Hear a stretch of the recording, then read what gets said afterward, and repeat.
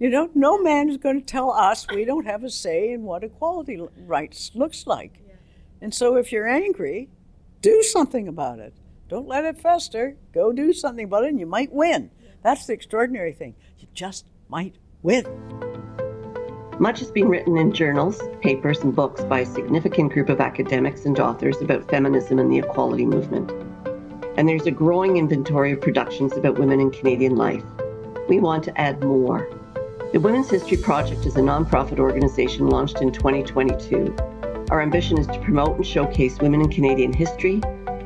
We want trailblazers, leaders, authors, and historians to tell stories about women in the labor movement, at work, in the media, women who took to the streets, equal pay, maternity benefits, the right to have your own bank account. We want to get women who are still living to recount their challenges and campaigns. History is rich with stories about advocates, activists, and women in public life at the community, provincial, and national levels, across Canada, in small towns, on farms, in urban areas, women who have used their voice to make a difference. This is 1,000 Voices, 1,000 Stories. The Honourable Nancy Ruth, United Church minister, feminist, activist, and an equality rights and charter advocate. Many will agree she's Canada's first feminist philanthropist.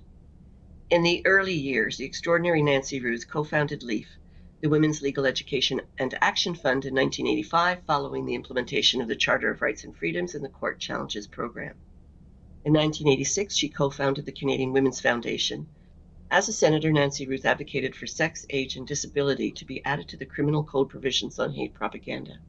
She also helped to improve gender-based analysis for federal policies and programs. Following her retirement in 2018, she championed for the gender-neutral language in the national anthem, a huge campaign. She created Nancy's Own Foundation and continues to support organizations such as the Feminist Archives at the University of Ottawa. Her biography, The Unconventional Nancy Ruth, was published in May 2021. In this episode, Nancy Ruth has been interviewed by Komal Minhas. Komal is an entrepreneur, investor, host, interviewer, and champion of women. I'm very excited to be here with you today, Nancy Ruth. I, on the way here, was listening to a podcast or interview that you did over the pandemic, and I got an even deeper understanding of not just how robust your history is, but also how funny you are. So I'm so looking forward to us diving in even further today. But I'd like to start a little bit at the beginning. What are some of the earliest sort of inspirations or memories that you have that allowed you to become the feminist that you are today and to have gotten into this realm of activism? Well, I was born into a family that was politically active and had great roots in the Protestant tradition. And so those two always weave together, religion and politics, in my family life. And I was the youngest of 4 children, the only girl. I had 3 older brothers, and they got stuff I didn't get, and I didn't like that. So I didn't think it was fair. So I resented my father doling out the goodies to the boys and me not getting it. I mean, I got other things like a pretty dress or something like that, when really what I wanted was to have a gun and I don't know, shoot tin cans as we used to do back in the day. So that's how I began. And then at some point, you know, there were 2 sets of kids really in my family, an older set, and then myself and my youngest brother. And I saw my old man push my mother down the stairs one day, and that upset me. There was yelling. I'd heard yelling before. I'd seen bruises on my mother's body before, and she'd always say, well, I walked into a chair or a table or whatever, and I never understood what this was. But when I was 16 and I saw that happen, I decided I was going to spend my life making sure violence against women didn't go on. And that's what motivated me when I was a kid, and that's what I started to do. And it's those formative memories are so strong. I also grew up in a home that had an abusive environment, and I know that it really formed so much of my ethos of what was right and wrong, and what I would stand for, the level of integrity, that level of self-respect as well. And so when you carry that forward into policy development or a gender-based analysis like you were a huge champion of, how did that lead into really tactical policy change that you were a part of? I'm not quite sure how to answer the question. I guess GBA was one of those fantasies we had, gender-based analysis, that it would make a difference if people would do it. But we needed to measure how would people do it, and we didn't know how to measure it. So one of my favorite stories is meeting Sheila Fraser, who was then Auditor General, in an elevator in one of the Senate buildings. And I said to her, would you ever do an audit, a GBA audit of government departments? She had a twinkle in her eye. It was simply marvelous. She said, well, I'll take it to my staff. I don't think they'll be very happy about changing plans midstream, but I'd consider it. And I went, wow, woo, this would be fabulous if this happened. So I had to set it up. She knew I was on the Senate Finance Committee, and she was about to appear, as the Auditor Generals do from time to time. So I set up my colleague, Grant Mitchell, to ask her the questions. I knew if I asked the questions, the committee would devalue it.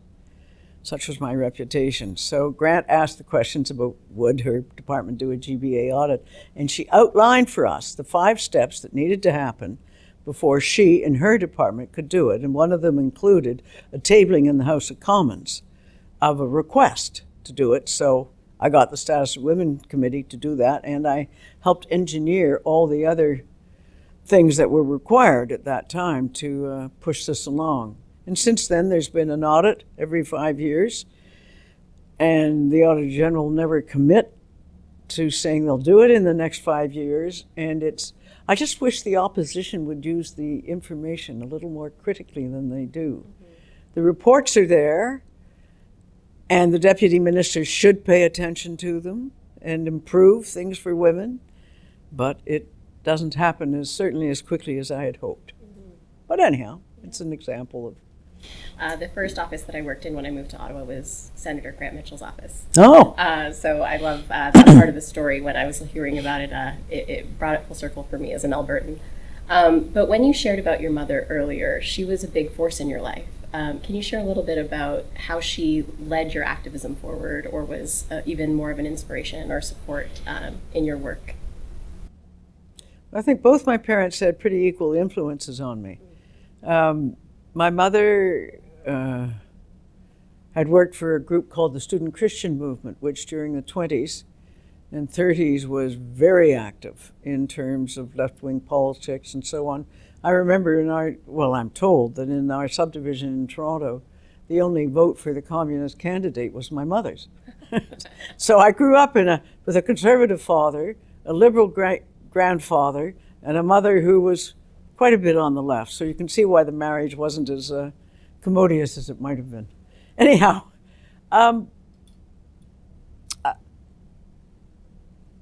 Mother dealt with social changes. Like the poor children should have the right to education. So she did things like start the first childcare sort of kindergarten for poor kids in downtown Toronto. Our church was in downtown Toronto. But she didn't particularly deal with systemic issues. And I guess that's one of the big differences between my mother and I. If you can't get at the root causes and change them, then the violence continues and continues and continues. And in that support of root causes, how did that lead you to want to entering politics? Because you had 2 runs prior to becoming a senator where you were actually trying to be an elected official. And you have this quote where it's like, if I can't litigate as a lawyer, I will legislate as a politician. So can you share a little bit about that inspiration to run for office? Well, I was the 3rd generation of my family who had run. 2 of my brothers had run before me, and I had attempted to run for a federal nomination in 1988. And I guess the decision to run, came from one former attorney general saying to me, shut up, go and do something about it, like run. And the other thing is I had to deal with myself, my tendency to want to push people aside, to do whatever. Politics is a cooperative sport. It may be a blood sport, but you have to follow caucus. and you get to say what you want in caucus. But once caucus has made a decision, you have to shut up, no matter what you think or feel. And I had to come to decide that I was willing to do that. And I guess that's when I decided to run. And what advice would you have for women or young folks who are looking to enter politics? I know that for you too, in that second time that you ran, your opposition said that they were going to out you. And you got ahead of it and you said, I'll just out myself. That's something that today, if you were to ask young people if they were to enter, like that would stop them in their tracks from doing it. But your courage and that tenacity, you just went for it and spoke your truth and shared your truth with the country. I don't think it took a lot of courage. Okay, It was going to happen. Yeah. So I needed to control it. Yeah. So whatever the message is, the best of your ability, control it. I mean, I couldn't deal nowadays with social media. Yeah. And I don't know what advice to give young people, but run. Good people do run. It's a difficult place to be in. There's pressure to change your values to what the party wants, and it may not suit you, but you still, if you're playing that game, if you want them to support you on some issue, you're going to have to support them on things you don't like. Mm-hmm. And that's just part of the game. But if good people don't go in and have a measure of moral fiber and guts, don't go. I know there's a lot of folks who are on that edge, especially these days. So it's really helpful to hear just that galvanizing of like, go and do it and make sure from someone who did it. And never do things alone. Yes. Keep a group at home that will keep you centered, because you move into a culture that's foreign and it's sometimes hostile. And write down a list of why you ran for Parliament, wherever the legislature, Parliament is, or City Council. And keep referring to that list, because it will slip away with all the other pressures coming in. And keep a group of your friends close to you who said, but you said this and you do think this. And because you need that balance. You need to be balanced against the power of the parliaments. And what was that group of friends for you? Who were some of those people who kept you grounded and sort of centered in? Well, those were people, when I moved to Toronto at the end of the 70s, they were the people that I worked with on the constitutional issue in 1980-81. And those people, when you found them, what did that feel like for you? Was it sort of home? Home, you said. Well, there's a prior story. I had been a minister in the United Church of Canada, and they had decided to fire me. Not just me, there were 11 of us they put out, and we were Was there a specific reason? Yes, none of us were working in congregations. Some of them were hospital chaplains or social workers, or I was doing organizational development with NGOs and some church groups. I was also doing clown ministry at the time. However, we all got booted out of the Toronto Presbytery. I don't like being kicked around. I had 3 older brothers. I was familiar with what it felt like. And my tendency was to say, And besides, this was supposed to be the community of love. So what was happening? I just got a registered letter in the mail saying, bye-bye, so long, God bless you, thanks. No way. So I went to hire a lawyer and learned that if the lawyer was not also a minister in the United Church of Canada, you couldn't retain them. This is nonsense. If the lawyer's really good, why would they be in the ministry? So anyhow, I hired a lawyer, and he taught me about things like natural justice and so on, and having your day in court. And so I learned all the arguments, and we went to the Judicial Committee of the United Church of Canada, and we won. And we were all reinstated, and I caused a change in the rule book that any lawyer would do. But the nice story about it was how I met Bertha Wilson. Yeah. And Bertha Wilson became the first woman appointed to the Supreme Court of Canada, and she was head of the Judicial Committee.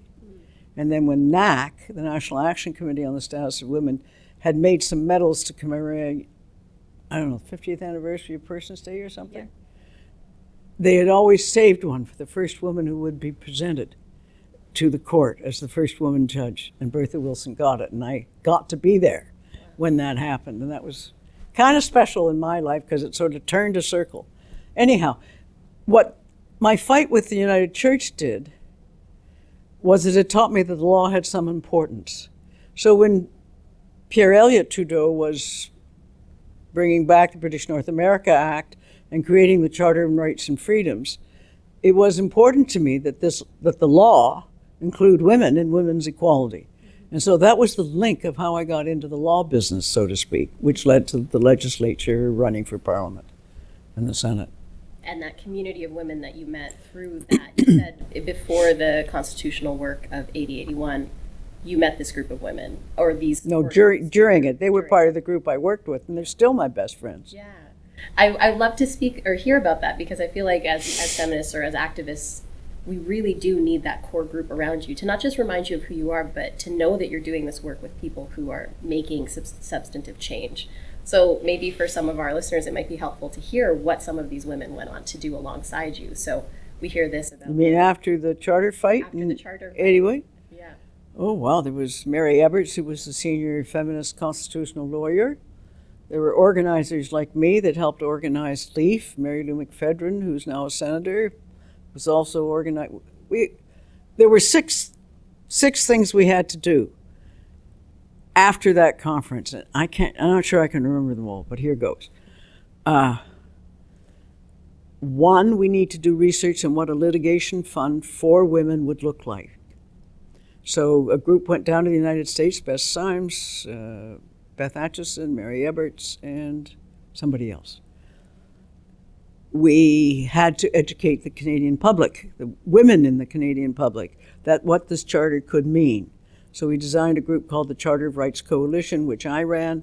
It coordinated a lot of 18 national women's groups. And we, in those days you created slide tape shows and, did speaking tours across the country to tell them what the charter meant and the kind of cases they could take and bring and use the charter for. So that's two things. Third thing was we needed a group of lawyers to revise statutes, look at the statutes on the books and the regulations and see what needed to be changed in light of this equality clause in the charter. Beth Atchison ran that group. We also needed lobby groups in each province to demand the changes. There was a moratorium on the equality clause for 3 years, and the purpose of it was to allow legislatures and parliament to change the laws, make them equal for women. I mean, it was not simply change the name of manhole covers to sewer covers, but that's what happened. Yeah.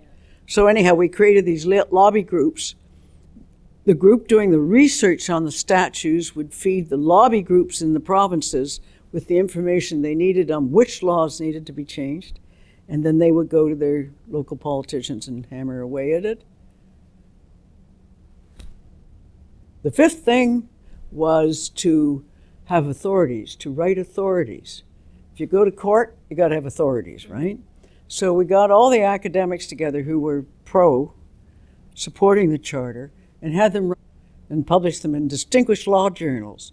So when the first case came 3 years later, taken by LEAF, there were all these authorities by these distinguished academics. Nobody knew we'd organized the whole thing. And the sixth thing, of course, was the creation of the Women's Legal Education and Action Fund, which did the litigation. Which is LEAF. Which is LEAF. Is LEAF. Which is LEAF. So all of that organizing in the context of, because some of our listeners might be younger, no internet. A lot of this is done asynchronously, and just this level of activism and this level of coordination is just so fascinating to hear about, because we get overwhelmed sometimes with just, we have hyper communication now, but this level of organization, of implementation is so immense. And so when you look back at it and assess sort of how well this all ended up working out, how does that feel for you at this stage in your life as well, to say we really did that? I guess I don't think about it that way, tell you the truth. We had phones and we had fax machines. Yeah. I mean, the fax machines were that terrible paper that was shiny. That you pull off on the side. Yeah, that now you can't read at all. So, and like I said, we did a slide tape show. I mean, it was. That's just what you did. That was... And a slide tape show, so this cross-country sort of Yeah, we sent it out to we had these 18 national women's groups who were part of the Charter of Rights Coalition, and they were distributed through their networks to all their branches. So there were, once a month, these groups met in whatever town they were in, from little towns to big cities, several groups. Yeah. So they would be shown, and sometimes there'd be a local lawyer brought in or someone else who understood what the charter was about. They'd go in and speak to the slide tape show. Yeah. And so with this in mind, we've been talking around the charter itself to sort of really round out this portion of the conversation. Can you share what the outcomes ended up being of your mobilizing and why that needed to happen? Because women weren't being considered in the language around the charter or in the charter in that way at that time, if I'm not mistaken. And that was what led to the activism prior to. Well, you'd have to look at the history of LEAF and the cases it took and the ones it lost and the ones it won. Mulrooney gave LEAF a tax-deductible charitable number, which was a great benefit to us. There were early cases like we pushed for longer maternity leave. We pushed to stop workplace harassment. Like women would find in a soap factory carved penises stuck on their desk, especially if they were racialized women. There were all these things going on, and LEAF took cases against that. They had a series of Aboriginal First Nations cases. You'd have to look at the website. I mean, I don't want to rely on my memory here. No, I mean, your memory is immense, and that's why it's so helpful to hear. Well, there was things like the Schachter case on parenting, expanding parenting leave, and who got it. Were you going to call it maternity leave, or were you going to call it parenting leave? The issue isn't alive right now. I mean, men and women get parenting leave, but in the days when that case was taken, it was seen that mothers bear the children. Mothers have postpartum depression. It's the mothers that feed the baby. So the leave should be for women. So. Yeah. And I think it's really helpful to hear because so much of my generation, we grew up with a lot of this in place already, where we didn't have to think twice about it. So to know that this was something that was lobbied for, that there was, very well organized activism around to do substantive policy change is something that is the reason why we have the... And sometimes it kicks you back in the teeth. Like the change when you get divorced, men did not have to necessarily provide a living for their spouse. So there were changes in the law around that. And of course, now that women are earning, and sometimes more than their husbands, they have to pay back to the guys. So things happen that you didn't anticipate. Yes, absolutely. So there's been also a lot of philanthropy that you have contributed to over the years, to schools, to churches in different capacities, to the Feminist archives. So can you tell us a little bit more about what your sort of dream is for this initiative specifically and other initiatives that you've supported that are closest to your heart? There's less than 10% of charitable dollars goes to women and girls in Canada. That is the best statistic we can find. I actually think it's lower. But anyhow, that'll do for public consumption. Why? Why is this? If you look at the federal budget or provincial budgets, you'll see some similar kind of statistic in there. Why are women not getting their fair share? Girls in sports, there's all this discussion in Canada now on women's sports teams being paid the same as men's sports teams, and so on and forth. Billie Jean King. Billie Jean King and the new hockey league for women. I am on the wait list for tickets. I'm so excited. All right. So, I mean, this all comes out of, equal pay for work of equal value. And, well, you just have to keep working. Look, if you've got some extra dollars in your pocket, it's fine to give it to universities or hospitals or disease research. All those things are important too. But give 50% to the work of women and girls. That's all I'm asking. I'm going to ask for more too. Anyhow. Well, but we'll start. That's a starting point. Yeah. Everything needs to be done, but you don't do it on the backs of oppressing the largest group in Canadian society or world society. You don't do it. So. Yes. And in this realm of work, you've been an outspoken person across the board. Part of your reputation is being very direct. I'm just going to tell you how it is. Can you tell us some examples of where that really worked in your favor, and then maybe a couple where you may have done things a little differently? Well, it worked with Sheila Fraser, that's for sure. If I hadn't asked, I wouldn't have got. Yes. And that's the truth of it. Where has it not worked? And the outcome with Sheila Fraser, just for our listeners, so that they... Oh, I had asked Sheila Fraser to have the Auditor General's Department do a gender-based analysis of government departments. And every 5 years since then, the Auditor General has been doing an audit, usually of 5 departments at a time, and coming up with results which, on the whole, say you're not doing it. Yeah. So that's what that was about. I'm not sure I can answer the second half of your question. With this, us being in the Feminist archives, what would you want young folks to make sure that they learned about our history, especially when it comes to the progress of women in Canada? So I'm not sure we learn from history, but if you don't record, there's an absence of knowledge, and there needs not to be an absence. But I have given the archives $1 million along with Shirley Greenberg, and I think we both want to say, hey, we lived, we did something, pay attention. I don't know that anybody but a few academics doing their doctoral theses will, but maybe they will. I mean, I remember going into a boys' school in Toronto and giving the kids these were teenagers, a page of paper and asking them to write down what they knew about their fathers and their grandfathers, and they were writing away. And after that, I had them turn the paper over and I said, well, write down what you know about your mothers and your grandmothers. Silence. They knew hardly anything. So this Women's Archives is an attempt to fill that and to help kids understand that women do contribute. We just don't cook and clean. We make the world run. We run the refugee camps too. I mean, Yeah. Don't get me started. That's the point. We need us to get started. Yeah.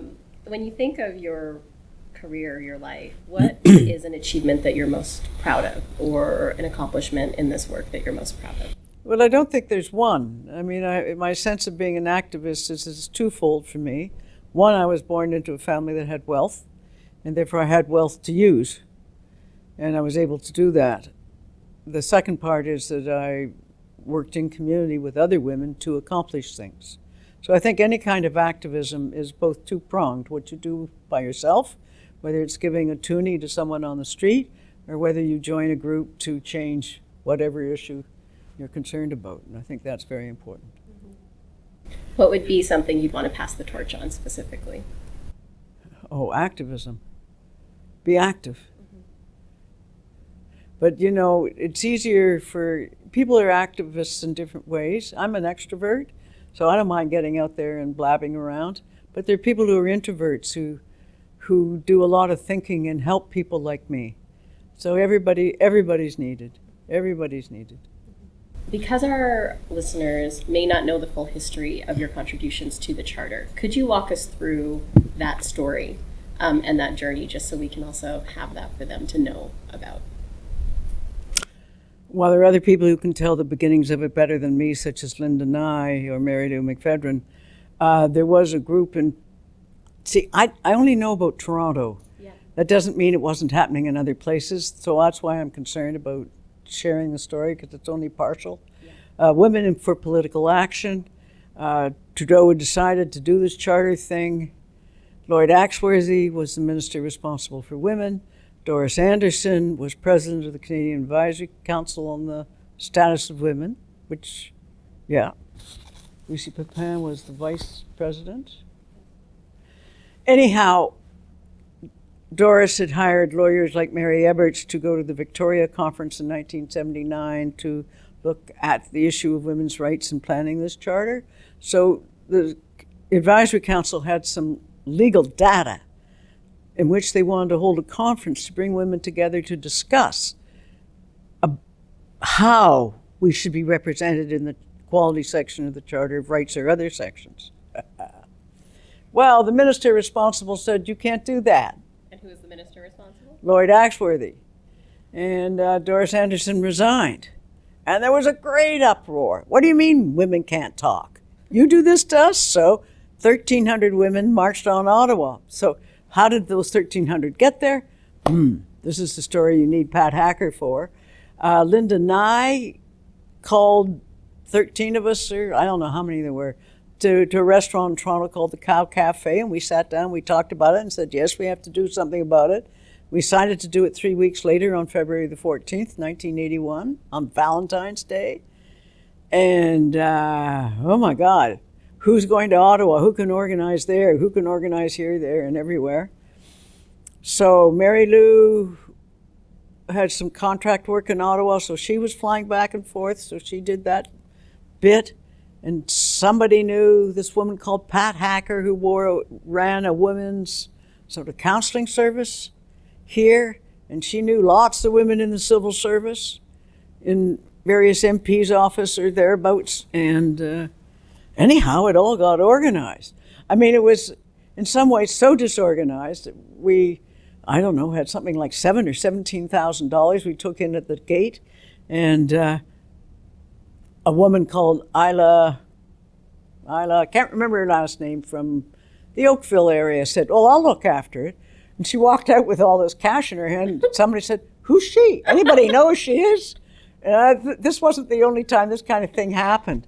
Maureen McTeer, I guess, was, Joe Clark must have been leader of the opposition at the time, so they did a reception for us. Marion Dewar let us use City Hall on the Sunday, which is where the idea of, if we get this thing, then what? That's where those 6 things eventually come out of. Then what? What are we going to do? And, well, that's how it happened. When there were 1,300 women just came. There were billets organized, and, people in Ottawa opened their houses, had a spare room or a mattress on the floor, and people, whatever. Yeah. That's the type of organizing that feels like just so soul-filling and also like change-making simultaneously, where you can tell that the cause was the lived experiences of all these women, and that outcome. Well, we were pissed off. Yeah. No man is going to tell us we don't have a say in what equality rights looks like. Yeah. And so if you're angry, do something about it. Don't let it fester. Go do something about it, and you might win. Yeah. That's the extraordinary thing. You just might win. And we did. And what did that win? What was that specific win in this instance? Well, it's Section 15 of the Charter of Rights and Freedoms, and Mary Lou, and I don't know who else she worked with, designed what's called Section 28 of the Charter, which is now under discussion in Quebec on this business of whether you can wear religious dress if you work in the civil service. So. And so it continues. And so it continues. Many, many years since. Yeah, sure. And the torch continues to be passed. Yeah, 42 years, 42 years, yeah. Just on the personal side of things, because I feel being the first lesbian senator in Canada, that's a big deal. And something that I think, under Paul Martin's government, he brought you into Senate. What was that moment like for you? Obviously, your identity might not have been at the forefront of, the joy of that moment, but it's a big moment in our history to have had you be that person for us all. I didn't even think about it. It wasn't until that magazine in Winnipeg put in a headline, Canada's first lesbian senator. I thought, holy shit, they're talking about me. I had no idea. It never occurred to me. I'm a women's rights activist. I'm not a gay activist. Mm-hmm. And that's been clear throughout my life. Mm-hmm. So it wasn't an issue. Yeah. And when you think back to maybe first examples for yourself of, we hear this, you can't be what you can't see. So for you as a woman, what were some of those portrayals in media or politics or in your own personal life that helped you realize, like, I can do and be more, and I'm going to keep trying to push this forward for yourself in your life? Push what forward? Anything. Anything, or your passion. Well, I guess I saw other people being successful at it. Mm-hmm. So I thought, well, they can do it. It's like so many women sit in a gallery in the House of Commons, and they look at the mayhem below them. And they all say, we can do better than that. Yes. So you run. Yeah. I mean, it's really not very hard to come to that conclusion when you look at question period. Yeah. Or anything else, or when people are giving speeches and there are only 10 people in the house or whatever quorum demands. Yeah. I was 17 when I moved to Ottawa because I loved politics. I remember going to question period and Scott Bryson was on the floor and the Conservative Party all started hissing at him because he has a lisp. And I got so disillusioned in that moment of, I've been putting politics on this pedestal and here they are behaving in a way that we wouldn't even unable. But it's also because he was seen as a traitor. Yes. Because he was elected as a Conservative and switched parties, so the Yes. Conservatives would get him. So double entendre there. But we can do it better with the weight of the world on our shoulders. What would you say, or what helped you sort of move through the various pressures you may have felt as a woman and continue to push in such a public way for such substantive change?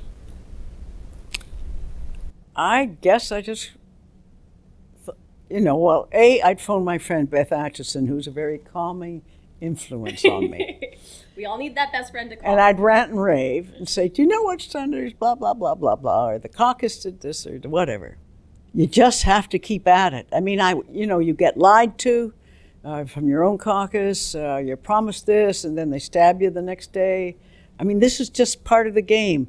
And if you can't put steel in your back, you're going to suffer a great deal. So put steel in your back, and this is where your values can slip. You just have to get hard enough to cope with the system. It's not pleasant. Yeah. It can be very tough. I mean, we did the change in the national anthem to All of Us Command because I only had 3 years left. We knew it would take that time, and nobody was going to do anything on gender that I proposed. It was clear I wasn't going to get anywhere in my caucus. And so I did something simple. Restore the anthem to the 1908 version. And it was key. I mean, Beth and I chose the word restore because the Prime Minister, who was Stephen Harper, liked restoring things historically. Yes. Not changing, Yes.